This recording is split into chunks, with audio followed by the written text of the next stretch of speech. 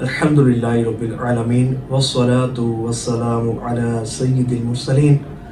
आज के हमारे बयान का मौजू है ख़वातीन के दुरूद पाक से मुतल्लिक़ सवालात और उनके जवाबात। तवज्जो से और मुकम्मल सुनिएगा, अल्लाह ने चाहा तो बहुत ज़्यादा फ़ायदा होगा। एक सवाल ये होता है कि क्या ख़वातीन काम काज करते हुए दुरूद पाक पढ़ सकती हैं?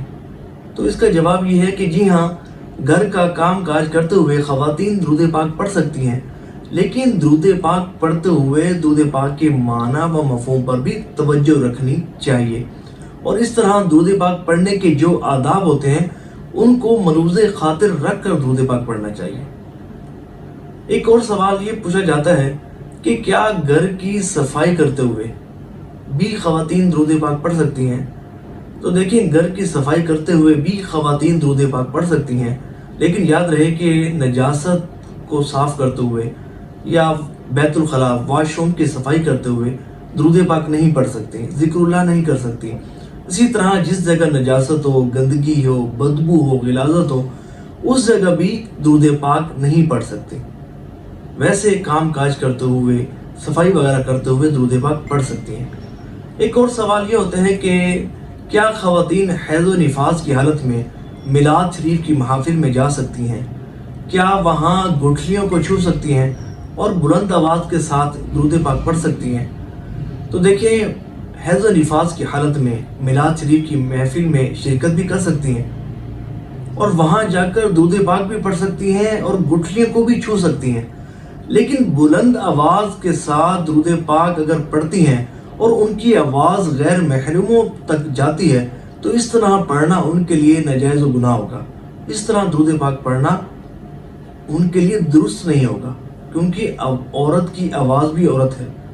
तो इसमें इस बात का ख्याल रखा जाए कि दुरूद पाक पढ़ते हुए आपकी आवाज़ गैर महरूमों तक ना जाए।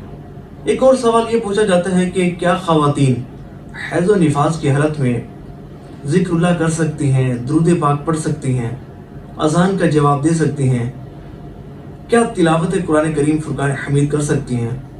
तो देखिए, हैज़ व निफास की हालत में कुरान करीम फुरकान हमीद की तिलावत करना हराम है। लेकिन याद रहे कि कुरान करीम फुरकान हमीद की वो आयात कि जो ज़िक्र सना व मुनाजात व दुआ पर मुश्तमिल हैं, उन्हें बग़ैर तिलावत की नियत किए ज़िक्र दुआ की नियत से पढ़ सकती हैं। हर वो वजीफ़ा जो कुरानी वजीफ़ा नहीं है उसे पढ़ सकती हैं, ज़िक्रुल्लाह भी कर सकती हैं, दुरूद पाक भी पढ़ सकती हैं, अज़ान का जवाब भी दे सकती हैं। लेकिन कुरान करीम फुरकान हमीद की वो आयात कि जो ज़िक्र सना दुआ व मुनाजात पर मुश्तमिल हैं, उन्हें तिलावत कुरान करीम की नियत से नहीं पढ़ सकती, बल्कि ज़िक्र दुआ की नियत से, वजीफ़े की नियत से पढ़ सकती हैं। और इसमें याद रहे कि वो आयात की जो लफ्ज़ कुल से शुरू होती हैं, तो कुल पढ़े बगैर उन आयात को पढ़ना होगा।